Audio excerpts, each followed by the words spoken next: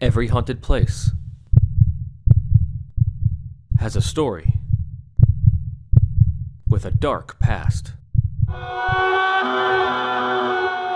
This is Ghost Encounters Podcast.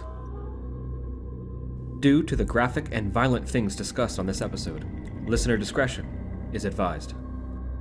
Welcome back, all you spooky people, to the 8th episode of the 2nd season of Ghost Encounters Podcast. I am paranormal investigator Justin Torok. I'm Kayla, the one with the wit.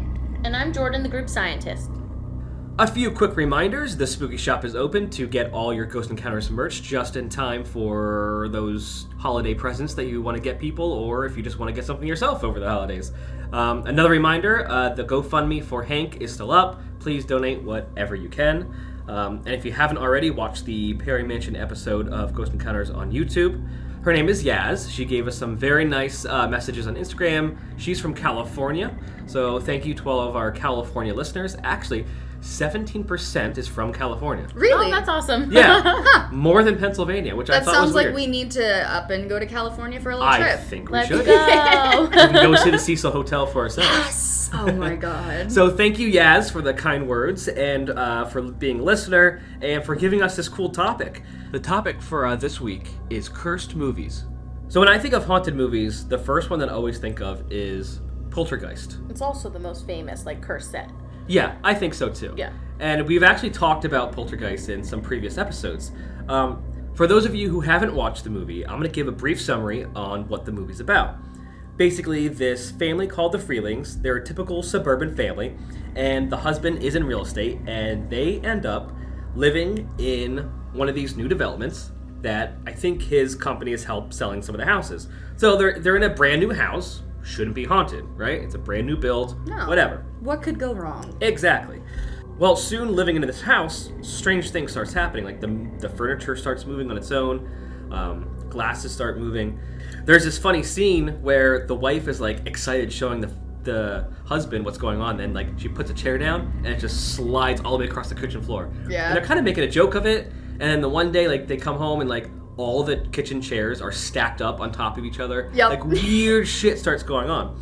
Then Carol Ann, the youngest daughter, starts talking to this evil, well, we don't know that it's evil yet, but this entity through the television. The television is just static, right? Oh. As we know, sometimes we can hear spirit voices talking through the white noise, and she's talking to these spirits through the white noise of the television while the parents are sleeping. That's super fucking creepy. And I'll never forget. Sign There's of this, fan, yeah, sign there's of this. fan. The mother's asking, "Hey, who are you talking to?" And she turns around. She's like, "They're here." Oh, The the iconic famous line. Yeah. So shit starts going nuts a bit. Shit starts flying all around the rooms. And eventually, Carol Ann gets sucked into this portal or vortex through her bedroom closet. And now she's gone. And the family cannot find her. And all of a sudden, they start, hearing her, but only can communicate to her also through the television set. So she is now in this paranormal plane. And they don't know what the hell to do, because who's going to believe them that this happened? Exactly. Right? My closet ate my daughter. Yeah. So then they call upon these group of paranormal researchers, and it's funny. I remember this one scene. The guy was like, "Yeah, we got this shot. It took 8 hours, but this thing moved across the table." And he's like, "Oh, really?" And he opens the kid's bedroom door, and all the shit is just flying around the room. Oh my god. Yeah. So they start investigating, and they all experience things. There's this really eerie scene where one of those investigator guys, he's looking at himself in a mirror, and all of a sudden he's envisioning himself tearing his face apart. Ew. Weird, creepy visions, all kinds of shit. Yeah, I definitely did not see this movie. I can't believe you haven't seen this. did not This has been one of my favorites since I was a very young kid. Then the paranormal team is like, all right, we need an expert because we can't handle this. So they call upon this woman called Tangina, and she is this short, little, medium woman who apparently has dealt with these kinds of situations before. And after a little bit, they end up sending the mom through the vortex in with a rope attached to her to get Carol Ann back out. And when they get back out, they're all covered in all this ectoplasm and goop and all kinds of shit. Oh. Right? Very Stranger Things of And them. they think that things are calming down and whatever. Well, that's when, boom, shit hits the fan. Of course. And, like, everything goes crazy. The kids start being almost sucked into the vortex. The mom tries to help them, and she's seen about this, like, weird skeleton figure. She runs out the house. The dad's not home. She runs out the house to try to get help, and she falls into the pit where their pool is being dug that's now filled with rainwater because it's raining out, and all these bodies and coffins start shooting out from the mud and the sludge. Ew. And then the dad finally gets home, and everyone's screaming, what the hell's going on? And the whole house freaking implodes, and they find out that this neighborhood, this new development, was actually built on an old cemetery. And the builder, the owners, said, oh yeah, we moved the cemetery, it was peaceful, it was nice, we moved the whole cemetery. In order to save money, they just moved the headstones.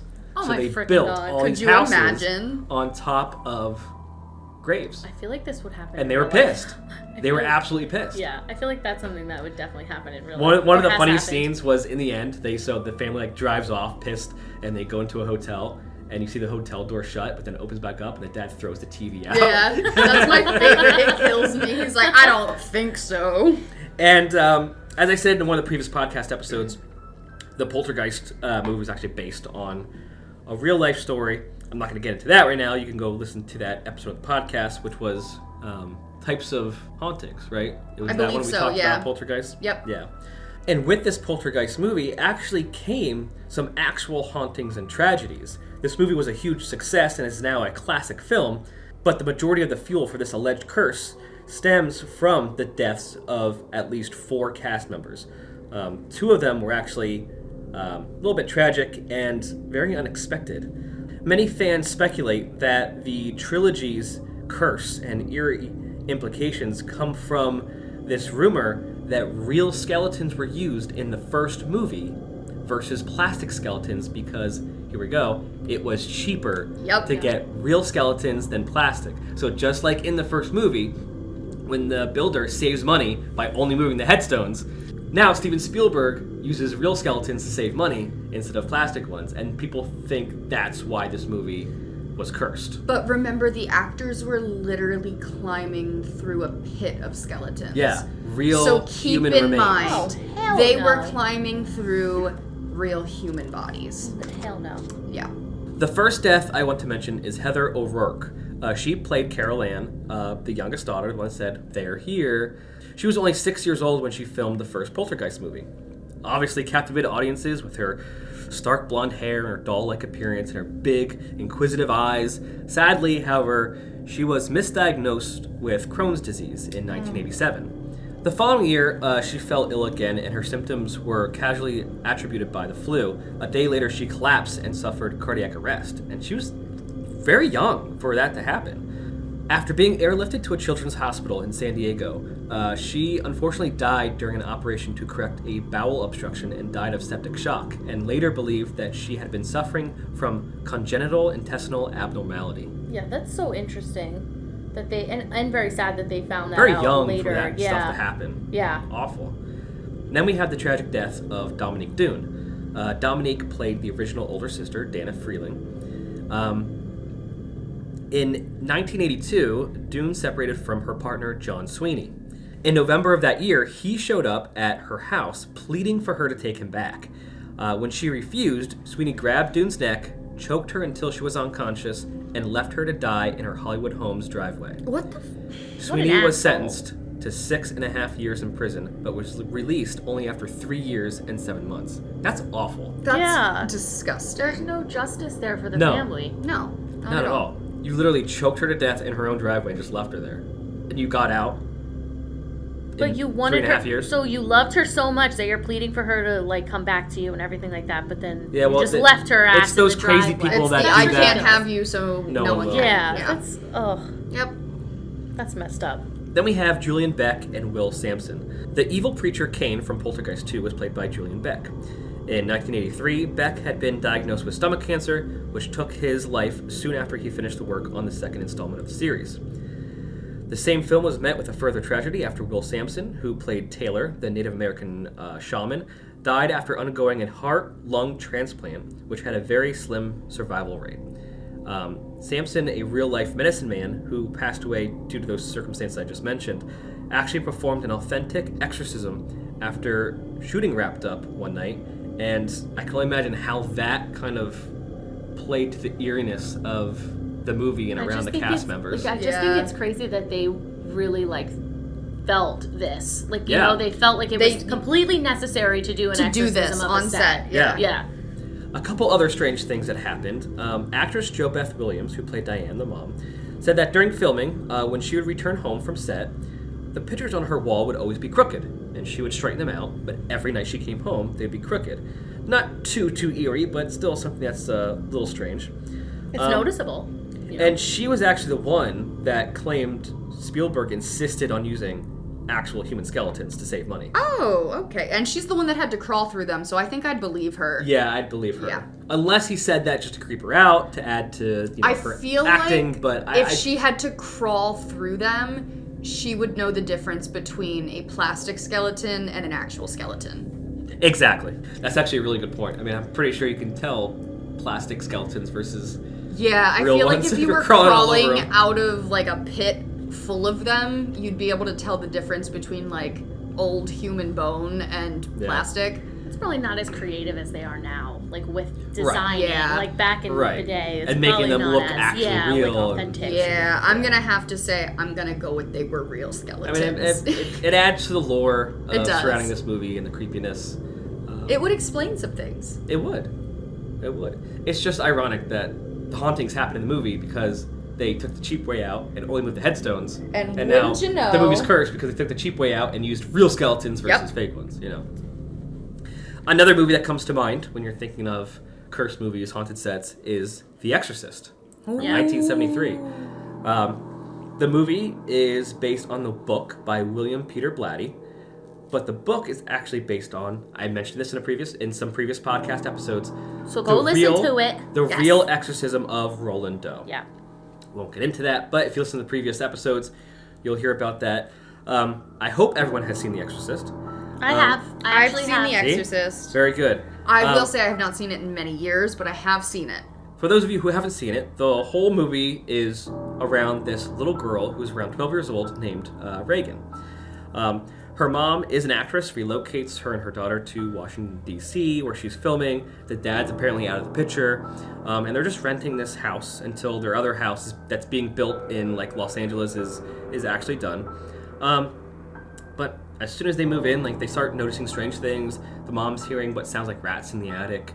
But Reagan starts being and acting weird, very strange. She becomes a little aggressive. She's not focusing at school, all kinds of stuff. Then it turns out that Reagan has been playing with the Ouija board and talking to an invisible friend named Captain Howdy. No. Yep. Nope. This little girl who has always been, a gem has hyperactivity. She's swearing. There's lack of concentration. Her demeanor and actions are worsening. So her mom takes her to the doctor. The doctors run all kinds of tests, and they can't find anything wrong with her. And they're like, she's just stressed because the move. She'll get over it. Don't worry about it. But just kids being kids. Yeah. Then shit gets way worse. Stuff starts flying across the room. She starts screaming obscenities. And her mom's like, oh my God, what do I do? So it comes out that she used the Ouija board when they put her under hypnosis. And that's when we find out that a demon, it's actually the Zuzu demon, that is possessing her. Of course, when the priests come in, shit starts getting even worse. I mean, she's spitting, she's swearing, she's vomiting stuff that looks like pea soup. It's me on a Sunday. And they're like, she needs to go under. They're like, she needs to go under an exorcism. But the priests were like, you have to collect evidence. You can't just do an exorcism. You can't just go for it. The church has to approve it, all this stuff. But they're confident that they can collect enough evidence, so they do collect enough evidence. Finally, they call upon Dr. Marin, who apparently has done multiple exorcisms. He's come face to face with the devil. He's the guy. And it turns out that this demon confesses, hey, you and I fought before. I'm back. He said, right? hey. He said, howdy. Yeah. And they're for days they're trying to battle this demon. She's like levitating off the bed. Holy objects are flying all over the place. Marin actually ends up dying of a heart attack right outside the house on the steps. So the original priest, he's like, oh shit, this is on me now. So he starts battling the demon, right? And he basically, in the end, he's like, all right, you know what? Take me instead. Yeah. And then the demon leaves the girl, enters him, and he sees that the girl is now fine. So Father Karras then jumps out the window, sacrifices himself, so that this demon doesn't go to anyone else. So tell us about some spooky stuff that happened on the set. Well, there's a lot of spooky stuff that happened on this set. I know. I actually know a lot about this I don't know anything about this set, The first so I'm thing excited. that I want to mention is that there was a freak fire. What? The house that they were filming in, there was a freak fire. Apparently a bird flew into a circuit box. As birds do. It flew into it perfectly, set fire to the house, and the whole house burnt down except the room where they film where the little girl is, where they perform the exorcism. Oh, that makes me uncomfortable. I really don't like that. How weird is that? I don't like it. Yeah. And of course, this set production back quite a bit. The mother, Ellen Burstyn, she suffered a major back injury when being hoisted around a harness. So when the demon, like, without touching the mom, of course, like, pushes the mom, she's, like, pulled on this harness. Ooh. And apparently, like, it malfunctioned, and it pulled her, like, too hard, too quick, and she fell right on her spine. Oh. And she suffered a permanent spinal injury.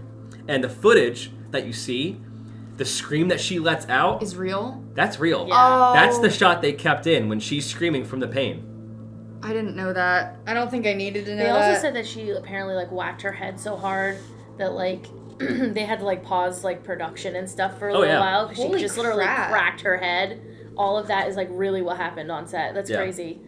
And there were a few more accidents. Several of the actors and crew suffered injuries. Props would randomly, like, take a tumble. Wires would cause people to trip, but then when they look back, the wires aren't there.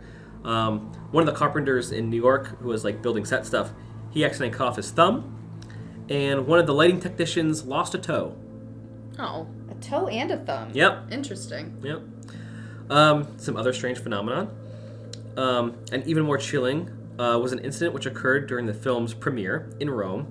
A 16th century church across the street from where the theater was playing the movie, you know, the first time it's playing, it's the premiere, it was struck by lightning, causing its cross to fall to the ground. Oh, no. I'm not a big believer, as we know, in demonic possession and stuff. A weird coincidence. But I am all about, like, superstitions, curses, and everything like that. So if I'm at a movie to go see a horror film, and I walk out and hear that somebody, like, the thing got struck by lightning and there's a cross laying on the ground, my bitch ass is out. Like, I got a blast. Yeah. And this movie was, like, a big deal. Like, people were, like, fainting and shit. Yeah, that's the next thing I was going to say. People were vomiting in the theaters. People were fainting because this kind of horror was never this graphic before. Yeah, no, this was a big deal. Yeah. And apparently there's a rumor that there are subliminal messages throughout the movie where the demon's face is, like, flashed for one frame multiple times throughout the movie. Really? And I think it's been proven that it does happen, and the editors were like, we didn't do this. Like, this wasn't intentional. Oh, that's creepy. Like, it's a weird error that sometimes can happen. It just kind of happened. Yeah, that's super fucking creepy. Weird error, or the movie itself is actually possessed? Maybe the movie itself is actually possessed. That's believable. But anyway, there was a lot of deaths, and over the course of filming, 9 people associated with the production of The Exorcist died. 2 actors died before the film was released. Interestingly, both actors also lost their lives in the film. Some of these deaths also include a cameraman's unexpected stillborn, and a security guard, and Linda Blair's grandfather. Yeah, I knew about the grandfather. That's so sad. Yeah.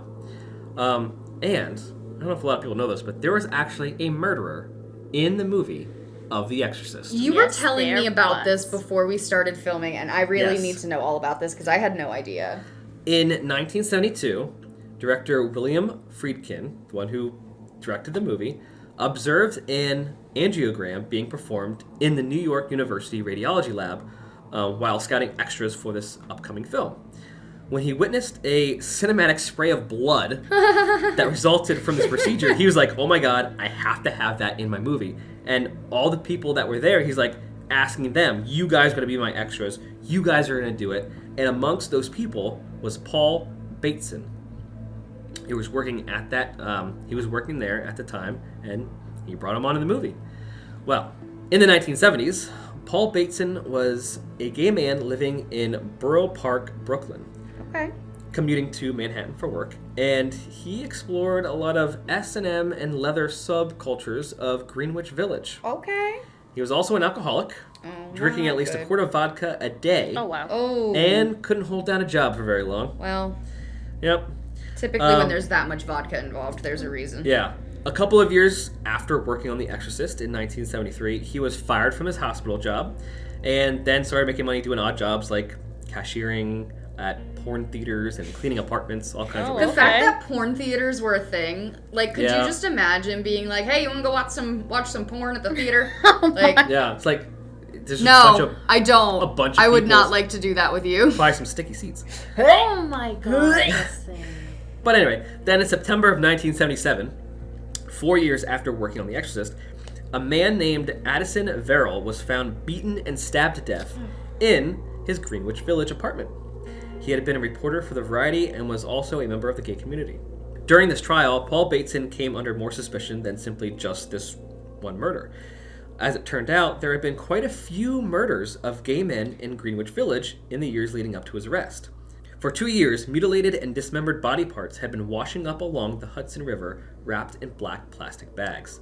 Police traced some of their recovered clothing to a shop in Greenwich Village that, like I said, catered to the gay men in the leather subculture. Okay. Other than that, the bodies could never be identified, nor was a murderer pinpointed. And these murders were called the bag murders. They began in 1975 and ended in 1977.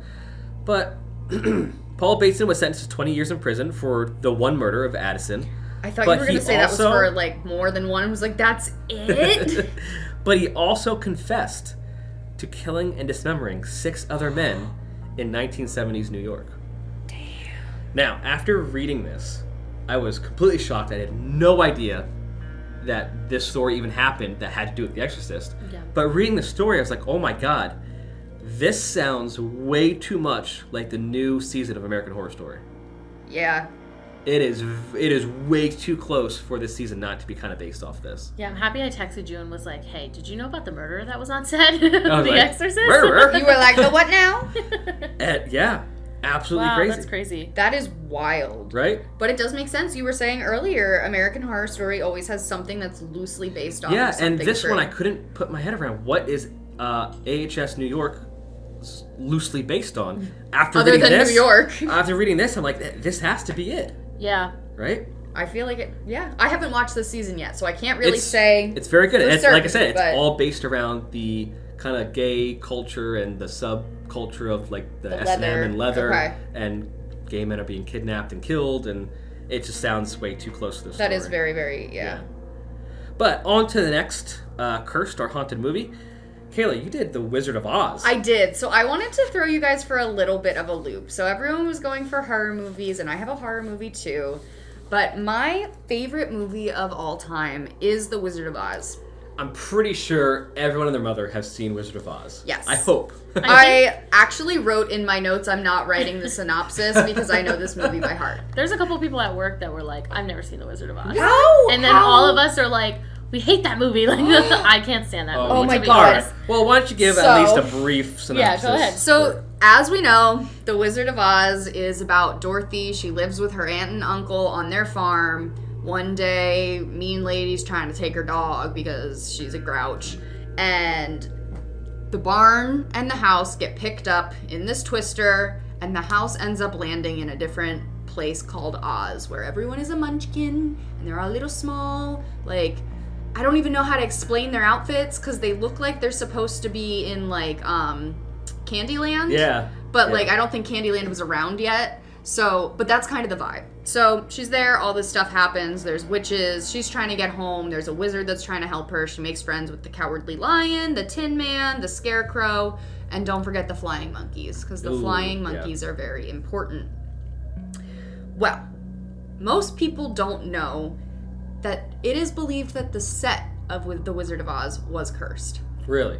there were so many strange things that happened the entire time that they were filming that most of it can kind of be chalked up to the fact that this was 1938 when they were filming, I guess. So technology was not quite as advanced, and they were trying to really like push the envelope with this movie as far as like... It was the first colored film, right? It was, I think, I could be wrong, but I think it was either the first or one of the first, and it was just such a big deal. And I mean, you have witches flying in the air, disappearing in smoke, flying monkeys, it was a talking scarecrow, really a talking lion. It was wild. Well, the whole way that they did these things was just by putting everyone's safety at risk, essentially. Of course.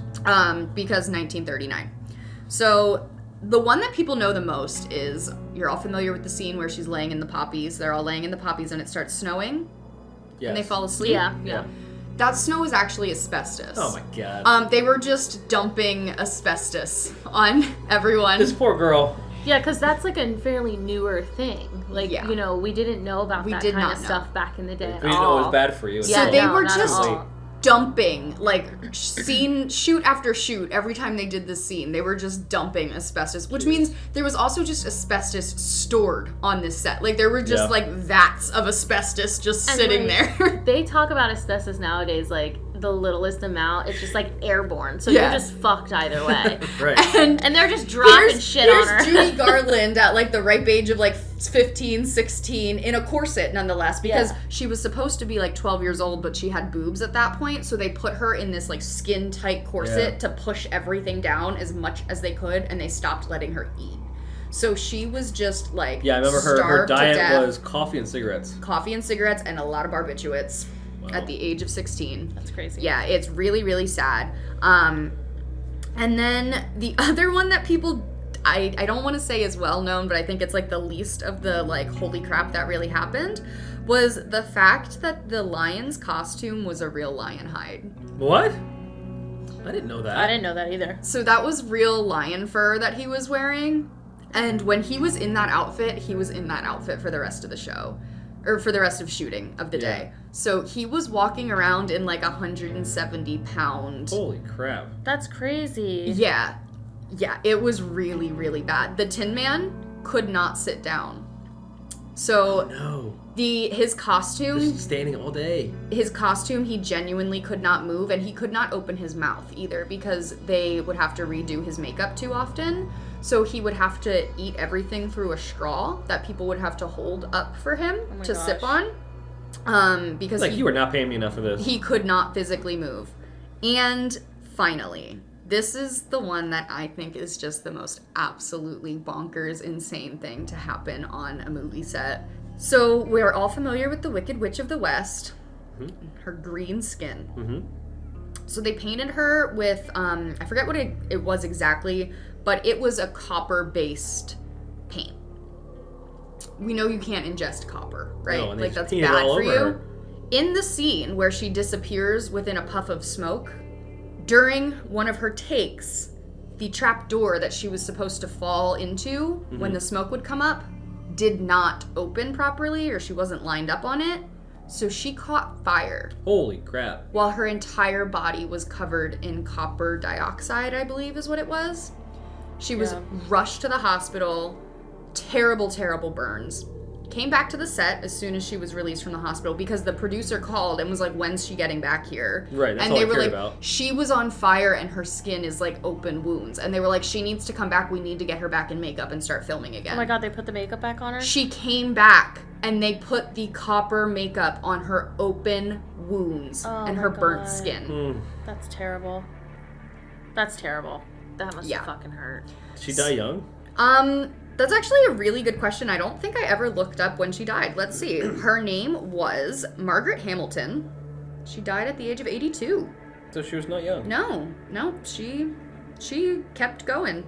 There's also another thing that happened on The Wizard of Oz set that somebody was like moving ropes. Yes. And actually in the movie you can see him get hung. Mm-hmm. He drops. He straight up drops, and you see him right behind like Dorothy and them. Holy crap! He's just hanging there. It's real quick, but you can see it. They have like videos and stuff online that you can see. That's crazy. Yeah. Yeah. It's pretty sad. And there was a point where the flying monkeys like fell out of the sky while they were flying at one point too, and just like hit the ground because the rope dropped or something. I guess they didn't really fly, did they? No. They didn't care that much about safety and everything back in the day. And they also didn't really give two shits about the actors. Like, this was Hollywood MGM was run Studios by them. with Judy Garland as the starring role in the 1930s. They were like, we don't give a shit what we have to do. This is going to be the best movie we can possibly put out. We're going to take a brief intermission, and when we get back, we're going to have more cursed movies.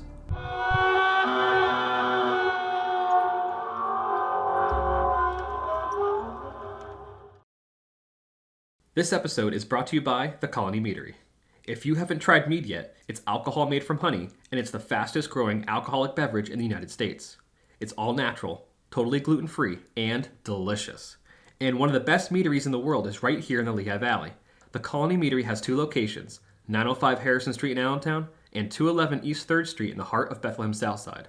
Stop in and try a flight of meads, grab some bottles or cans to go, and experience some of the best booze in the world. They've got flavors ranging from tart and quaffable lemon laws and Wu-Tang Cran to cinnamon vanilla series of tubes and even the sweet heat of their mango habanero. Learn more at either location or at colonymeadery.com. Ghost Encounters podcast and show is sponsored by Phoenix Fire Media. Bring the heat to your online presence with their expert social media marketing, photography, and video productions. Visit phoenixfiremedia.com. If all you spooky people are enjoying the Ghost Encounters podcast, hit subscribe and give us 5 stars. Follow us on Facebook, Instagram, and TikTok at Ghost Encounters PA. To watch full episodes of the Ghost Encounters show, visit ghost-encounters.com. The Spooky Shop is now open for Ghost Encounters merch. Visit ghost-encounters.com and click on Spooky Shop.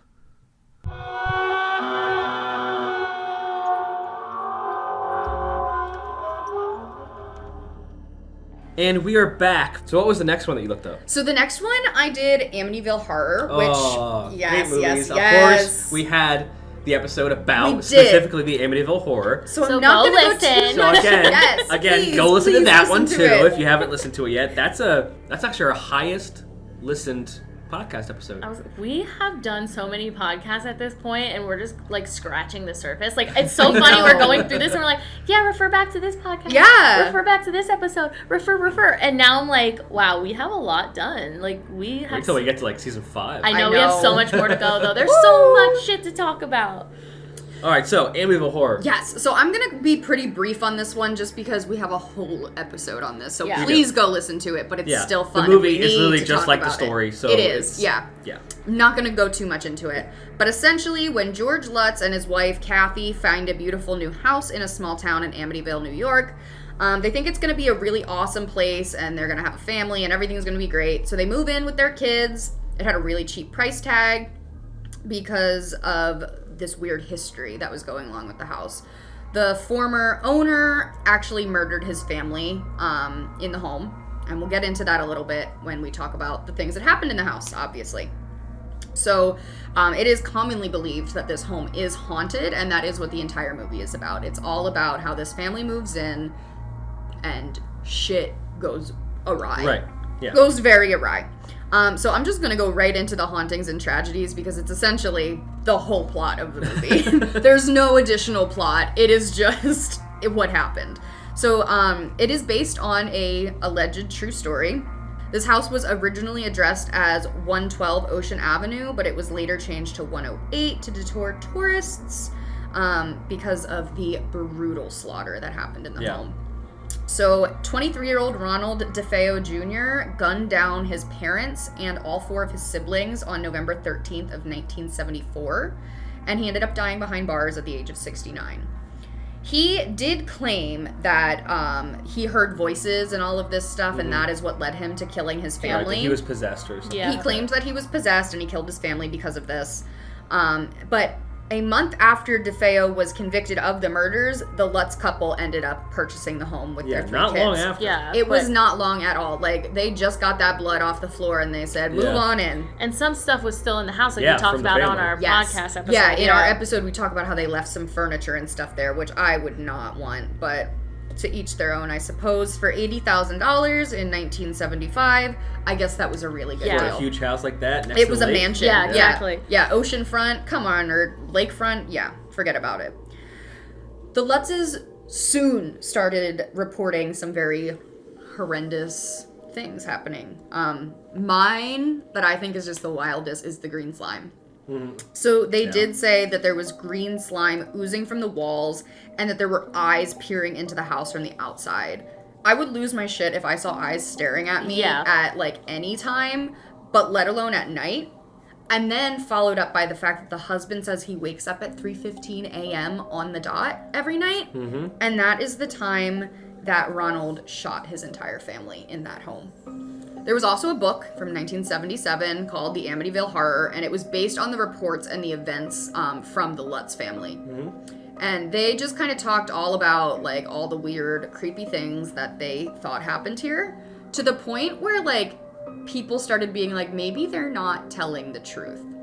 The things that they were saying were just getting wild. I mean, green slime. We all hear about things moving in a house, scary noises, this, that, the other thing.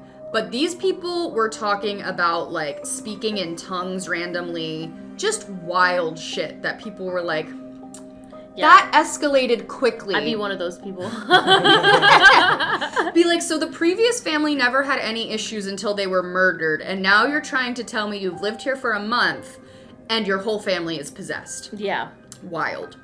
I will say, it was believed that George Lutz was dabbling in black magic, possibly like occult-like things. Mm-hmm. So maybe he did open a portal to something, but it is wildly believed that the family did indeed make up a lot of the hauntings and that it was indeed all a hoax. Yeah, I think in the movie, the one thing they changed the green slime to the walls bleeding blood. Yeah. I think the green slime is like, come on. I also have green slime literally tattooed on my body, so I can't really talk there, but that's Amityville Horror. They claimed that they bought a house from a murderer and shit hit the fan and they had to get the fuck out of there. One of the crazy things that happened in the 2005 version of it, that Ryan Reynolds was in. Yes. Yeah, I was just going to start talking about this. Yep. Go ahead. You know how, like, the dad kept waking up at 3:15 the night of the murders? Apparently, a lot of the crew members kept waking up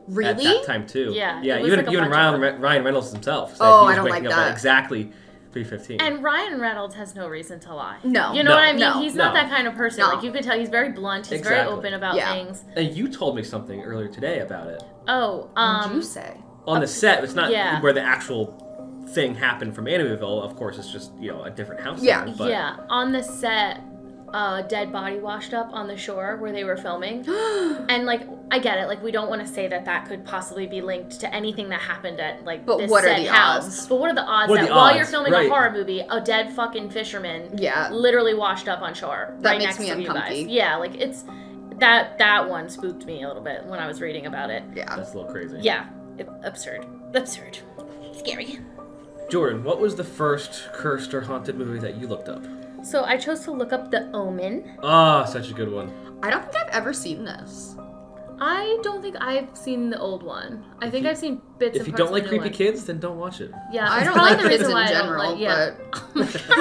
Probably the reason why I hate, like, kids' little giggles and, like, shows and stuff like that, because I'm always like, ooh. Yeah. Great. Like, ghostly kids. I don't know. Okay. So a summary of the movie is that an American diplomat named Robert, whose actor's name is Gregory Peck, adopts Damien when his wife Catherine delivers a stillborn child. After Damien's first nanny hangs herself, Father Brennan warns Robert that Damien will kill Catherine's unborn child. Oh. What? Shortly thereafter, Brennan dies and Catherine miscarries when Damien pushes her off of a balcony. Holy shit. As more people around Damien die, Robert investigates Damien's background and realizes his adopted son may be the Antichrist. Dum, dum, dum.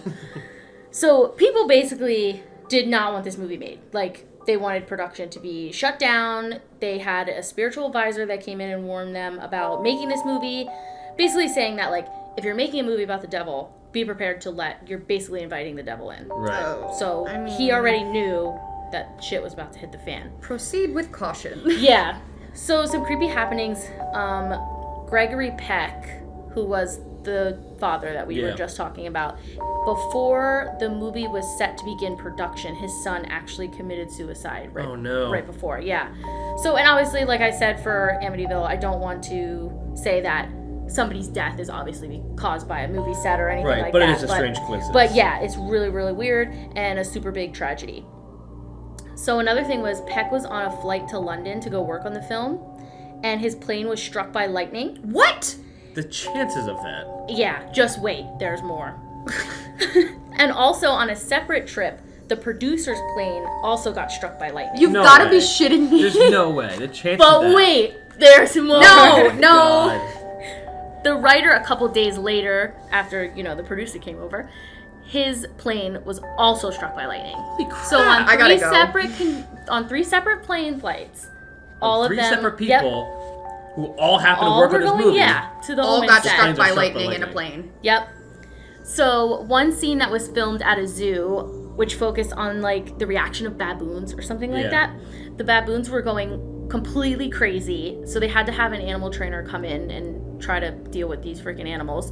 But what was the weird thing was that the animal trainer actually died the next day after Tiger got a hold of his head. Oh my God. Yeah. The next day. Yeah, and it's so weird, you're at a zoo, but just because the characters and the actors and stuff came from a set, they are making a connection that these baboons went nuts because these people came from the Omen set. Right. Oh my God. Yeah, that's insane and wild and absurd, like I said before. I wouldn't be surprised, though. Yeah, and the poor animal trainer that's just trying to help out. I know. Yeah. That poor person. Yeah, and that's not even a nice That's not nice even way to go. quick. No. You're just in pain. Yeah. So the craziest part of this would-be curse, in my opinion, is John Richardson, who helped make the sets of The Omen, went to work on a new set in the Netherlands. I don't know if it's exactly Netherlands. I heard Netherlands, Holland. I don't know how that works. Okay. I'm bad at geography. And on a drive, which was on Friday the 13th, Of course. was with his wife and a special effects sculptor, Liz Moore, and they got in a serious car accident. So him and his wife were all right, but Liz wasn't so lucky. In the accident, a tire flew through the window and completely decapitated Holy her. crap. Are you kidding me? Took her head clean A off. whole... Okay. Yeah. Okay. And he said that the accident had an eerie comparison to the decapitation in the Omen movie. I'm not sure what that's referencing because I don't really remember that being in the movie. But just to have something happen to you in real life and be like, wow, I was just working on a set and this actually happened there. Right. In the movie that's going to come out. That's freaking weird. Yeah. This makes me never want to work on a horror movie set ever. No. I bet you're not the only one that says that. Richardson claimed that right before the accident, he saw a road sign that said that they were 66.6 km, which is, kilometers, to the town of, I don't know how you pronounce it, Omen? I would say Omen. So it's spelled O-M-M-E-N. Yeah. That is Omen, crazy. yeah. That's so They're scary. 66.6 kilometers away from a town called Omen. And then gets in a car accident right after he sees that. And, of course, the person gets decapitated, in a Yeah, way. yeah. So it's all... Couldn't just be so dead strange. upon impact or anything. It had to be decapitation. Yeah, it's kind of eerie that is all happening all at the same time, and you can correlate it to a movie that they were just seen filming. You know what I mean? Yeah. Another strange thing that happened was that the production rented a plane to take aerial shots for the movie, and at the last second, another company came in and bought them out, taking the plane from them. So they had to wait to take these aerial shots, but it was actually a freaking blessing since the plane crashed. Oh. Did it get struck by lightning? No. Oh. The plane was taking off and hit a flock of birds and then crashed into a car. What kind of birds? Yeah, so I don't know, but as it was coming down, the plane crashed into a car, and the most ridiculous thing is that the plane hit the pilot's wife and family that was in the car. What? So the pilot that was in the... chances? Yeah, so the pilot crashed into its own family members and wife. That's terrible. Yeah. Oh my god. That's fucking unreal. The amount of coincidences that you just said Too many. Yeah. Too many, too astronomical. many. Yeah, it's just crazy. And that's why it's one of the most cursed sets that I was looking up, can at see least. why. Yeah. So in the 2006 remake of The Omen, during production, director John Moore lost about 2 days worth of footage due to a broken camera. I know that seems pretty normal, but the director didn't see it that way. He attributes the malfunction to an evil spirit because apparently the broken camera kept displaying the error message, error 666. Of course. And when a repairman came and looked at the camera, he insisted that error doesn't exist. What? At all. I would have to say that no, company would hardwire something to be like, oh, this is the error code. Yeah, that's so crazy. it makes sense. That would creep but me out. I don't like it. Yeah, that would be like, all right, maybe we should just stop this movie. We We lost the footage. Let's just It's stop. over. It's done with. Gotta head out. But a cool side note that I found in my research was that there was also apparently a curse on the Passion of the Christ set. Okay. So not only evil sets have curses, apparently. Because this one's yeah. about Jesus. Okay. So the actor that played Jesus while he was filming dislocated his shoulder and accidentally got whipped for real. So the reaction that he was having in the movie and the blood was probably his. Oh my God. He actually formed an allergy to the makeup that they used, which caused skin infections and severe headaches. Jeez. While filming, he got hypothermia and pneumonia. And lastly, he was struck by lightning. Here comes the lightning again. No. So while he was filming, he was struck by lightning. And wait, there's more.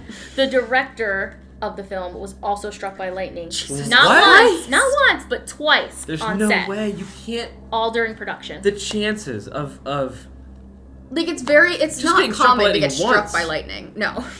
Yeah, being struck twice. It's like that. There's this dude that died who was struck by lightning, and apparently, after he was buried and stuff, even his grave got struck by lightning. What the heck? Oh Yeah. God. See, that's crazy. That's Weird shit. Yeah, that's eerie. So that's the weird shit that happened during the Omen. All right. My mind is blown after that. That's really creepy. Those coincidences are too crazy. Yeah, I don't even have words. Blows my... The fact that both sets. Both movies. Yeah, and I just had to throw in the Passion of the Christ there real Yeah. quick, just Well, to of course. say, I mean, you have the connection with lightning. Yeah. Yeah. What was the next movie that you looked So up? the next one I looked up was Rosemary's Baby. Oh my God. So a summary of the film is a young wife comes to believe that her offspring is not of this world. The mother, by the actress is Mia Farrow, which we're going to also talk about later, and her struggling actor husband, Guy, moved to a New York City apartment building with an ominous reputation and odd neighbors Roman and Minnie. When Rosemary becomes pregnant, she becomes increasingly isolated, and the diabolical truth is revealed only after Rosemary gives birth. That's not really a good synopsis, in my opinion. I feel like there should be more. Yeah, It's it should be very a little bit vague. more. It's But I very guess vague. apparently Rosemary's Baby did come out as devilish, I guess. Yeah, I love the movie picture that they show online, where it's like her face is in the background, it's just a little stroller.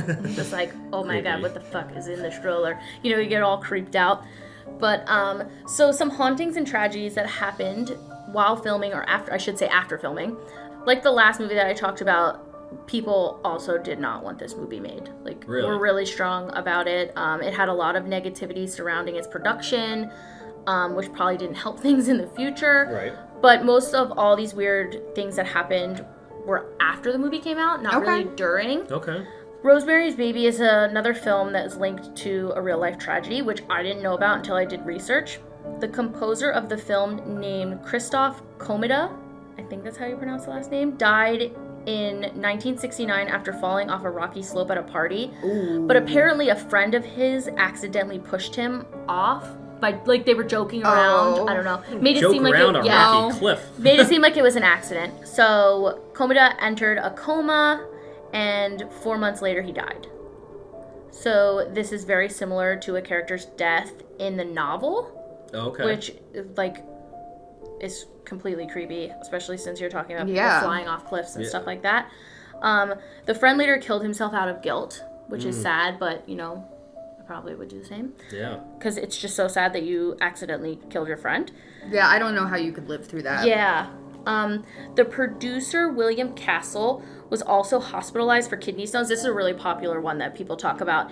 And supposedly he was hallucinating in the hospital and actually yelled a line from the movie. Oh. So he was yelling, "Rosemary, for God's sakes, drop the knife." Oh! While he was hallucinating. Oh my God, No, imagine thank that. you. Yeah, like, could you imagine, like, you obviously know that he is, like, a part of the filming process, but, like, to try to treat a patient and they're just like hallucinating, yelling at someone who's not there to drop the knife. Oh my god, yeah, that's no so thanks. creepy. So he did recover from his kidney stones, but he never received the same amount of fame again. Like, this was it for him. Next, we're going to talk about Sharon Tate. So we talked about her in our Charles Manson episode, so please go listen. Again, oh my god, this episode, so many go back and listen. So leading up to her death, Roman Polanski, which we all know, directed this movie, and he... It's kind of hard for me to talk about him because he's a fucking pedophile and he is also a trashy human being. Yep. But it's said that Sharon Tate got interested in the occult after not receiving the lead role in Rosemary's Baby. Like, Roman really wanted her to be the lead actress, and the studio was basically like, no, you're going to take Mia Farrow. And that was it. Wow. So... in my research, I saw so many sources say that she was weirdly drawn to the film and the story behind everything, that she lingered around the set almost all the time. Yeah. She was actually an unaccredited guest in the movie at one of the parties. So if you pay attention, maybe because she was just there. Yeah, because she was there, so they had her in there. She just wanted to be a part of the project so freaking bad. That's weird that you want to be a part of this of something like weird. This and she dark. Was pregnant at the time. So it's just super freaky really and weird. weird. So, as we know, a pregnant Tate was brutally stabbed to death by the Manson family in 1969, which was rumored to be a ritual sacrifice. But like we talked about in the other episode, they wrote Helter Skelter in like blood on the wall where Tate was killed. Creepy, here we go.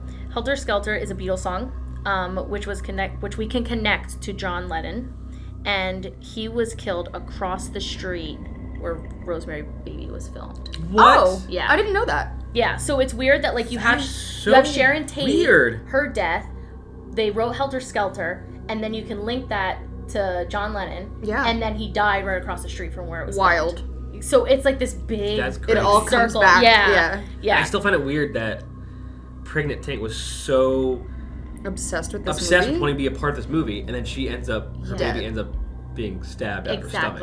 Exactly. And there's like a quote that I heard about, but it's not like they don't know if it's real or not, where basically Sharon Tate was saying like people think the devil's ugly, but in reality he's beautiful, or something like that. Like she was very accepting of Satan, according to one of her friends that like was a part of this quote. But I didn't use it because I don't know if it's actually true or not. It doesn't have any sites. So but that is all the weird stuff that happened on Rosemary's Baby. Crazy. My God, these are some mind-boggling things that happen on these that happen with these movies and the sets and everything. It's crazy. Yeah. Well, before we go, obviously we're gonna go to our section of the podcast called Spooky Fan Story. Spooky Fan Story. Thank you again, Yaz, for this topic, for this episode, and this next Spooky Fan Story also comes from Yaz. I think she said the most source she wants to keep it anonymous. Yeah, so we're like not going to say anyone's names or anything. Okay. Yeah, she wants all of that to stay anonymous. Shout out Yaz, who's in California, listening to us. Thanks for this topic, and thanks for your spooky fan story. Jordan, why don't you go ahead and read her spooky fan story? Yeah, she also sent us a couple other ideas too. So maybe if you stick around, Yaz, you'll hear them. So starting with the spooky fan story, we're only going to have one today. Get comfy because this is actually a little bit of a long one. Yay! So here we go. Hello, I was listening to the latest episode, and as you guys started speaking about jinns, the dots started to just connect. I believe one was terrorizing my sister when she was a toddler. Oh my God. This was nearly 12 years ago, and I was only 11, so I have very vague memories of it, but somehow this has come up in conversation with my parents recently, and they were talking about how she was having these awful fits and night terrors following the death of my grandmother. My family is Muslim, but my parents practice very loosely, so I never learned about the connection of jinns and shaitan. I was only ever taught shaitan was the Islamic version of the devil himself. So I actually looked this up. The definition says that they are evil spirits in Islam inciting humans to sin by whispering to the heart. Okay. Yes. Did I say that right? Yes. Okay. Yeah, so, and jinns are said to, like, whisper things into people's ears. And interesting. And all yeah, that so stuff. I think that's how she made this connection. So going off what she was saying, hearing about it on the podcast led me to do some of my own research, and I genuinely believe one followed my sister when she was 2.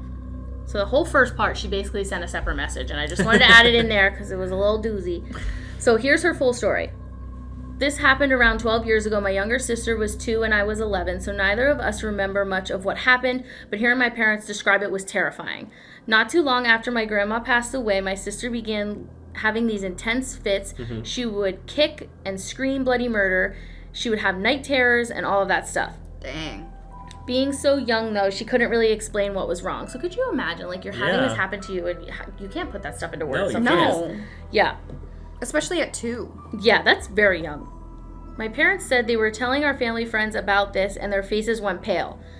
It's important to mention that my family is Muslim, like we already talked about. But they're very straightforward with Allah is God and Shaitan is the devil. They never taught me about jinns and other evil entities like that. But our family friends said their brother had dealt with quote-unquote cases like this before, and they recommend we call him right away for a prayer guide. Oh, wow. Oh, okay. My parents didn't really understand what they meant, but they called our friend's brother, who lived in Afghanistan at the time, and he said a prayer out of the Quran on speakerphone over my sister's head. My mom said it was like my sister was going through an exorcism.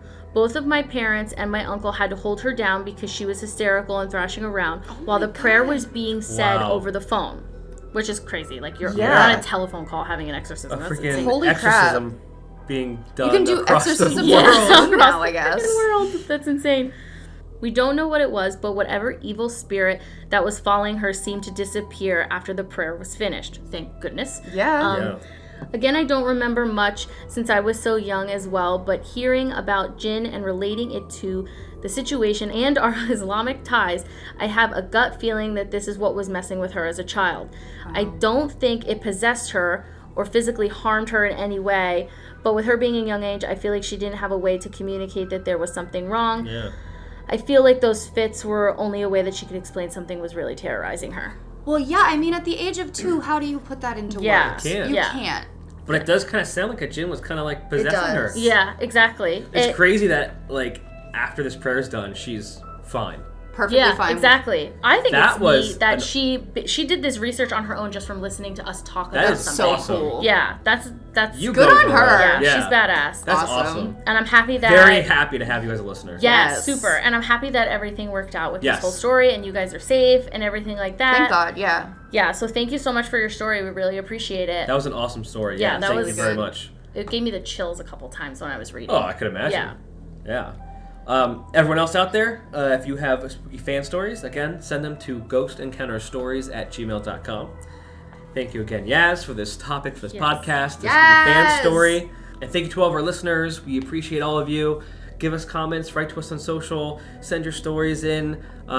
Give us reviews. 5-star reviews would be awesome on wherever you're listening to this podcast, Spotify, Apple Podcasts. Yeah, it helps us get more people listening. Yes. If you give us a 5-star review, the more we get, it pops up more on like Apple Podcasts, all those things for new listeners. Yes. So and we can give you more stuff. Yeah, yes, exactly. Please. Exactly. Well, that's all the time we have for today. Stay spooky. Keep on creeping on. Don't get in a plane in a lightning storm.